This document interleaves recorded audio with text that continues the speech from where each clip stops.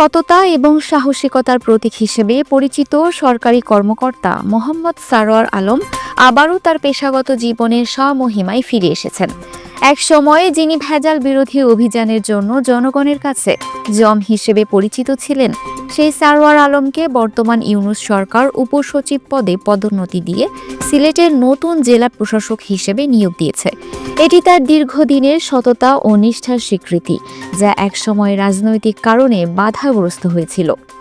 ভেজাল খাদ্য এবং ওষুধ থেকে শুরু করে অন্যান্য অনিয়মের বিরুদ্ধে তার আপোষহীন মনোভাব তাকে রাতারাতি সাধারণ মানুষের কাছে জনপ্রিয় করে তোলে। বিশেষ করে র্যাপিড অ্যাকশন ব্যাটালিয়নের নির্বাহী ম্যাজিস্ট্রেট হিসেবে তার কঠোর এবং নির্ভীক অভিযানগুলো ব্যাপকভাবে প্রশংসিত হয়। তিনি কখনো ক্ষমতার সামনে মাথা নত করেননি এবং এটাই তার জনপ্রিয়তার মূল কারণ। কিন্তু তার এই সততাই তার জন্য কাল হয়ে দাঁড়িয়েছিল। পূর্ববর্তী সরকারের আমলে তাকে দীর্ঘকাল পদোন্নতি থেকে বঞ্চিত করা হয়, যা নিয়ে তখন রাজনৈতিক মহলে ব্যাপক আলোচনা ও সমালোচনা হয়েছিল। তবে সময় বদলেছে। ইউনূস সরকারের আমলে সারোয়ার আলম সহ এমন আরও অনেক কর্মকর্তাকে পদোন্নতি দেওয়া হয়েছে, যারা তাদের সততার কারণে পদোন্নতি থেকে বঞ্চিত হয়েছিলেন। এই তালিকায় মোট ১১৭ জন কর্মকর্তা রয়েছেন, যাদের সবারই দীর্ঘদিনের কর্মজীবনে সততার সুনাম রয়েছে। এই পদক্ষেপটি সরকারের একটি ইতিবাচক বার্তা বহন করে যে সৎ এবং যোগ্য কর্মকর্তাদের তাদের প্রাপ্য মর্যাদা ফিরিয়ে দেওয়া হবে।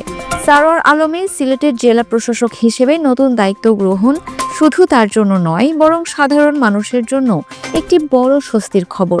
তারা আশা করছেন একজন সৎ এবং নির্লোভ কর্মকর্তা হিসেবে তিনি সিলেট অঞ্চলে সুশাসন নিশ্চিত করতে এবং জনগণের স্বার্থে কাজ করতে পারবেন। তার অতীত কর্মজীবনের দিকে তাকালে বোঝা যায় তিনি সর্বদা জনগণের কল্যাণকে অগ্রাধিকার দিয়েছেন। তাই সিলেটের জনগণ এখন তার কাছে নতুন করে আশা দেখছে।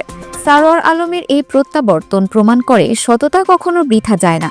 তার কর্মজীবনের এই উত্থান দেশের অন্যান্য সরকারি কর্মকর্তাদের জন্য একটি অনুপ্রেরণা, যারা সততা ও নিষ্ঠার সঙ্গে কাজ করতে চান। এটি শুধু একজন ব্যক্তির পদোন্নতি নয়, বরং একটি দেশের শাসন ব্যবস্থায় সততার প্রতিশ্রুতির প্রতিফলন। Multimedia desk, Dinajpur TV. Dinajpur TV, মানুষের জীবনের কথা বলে।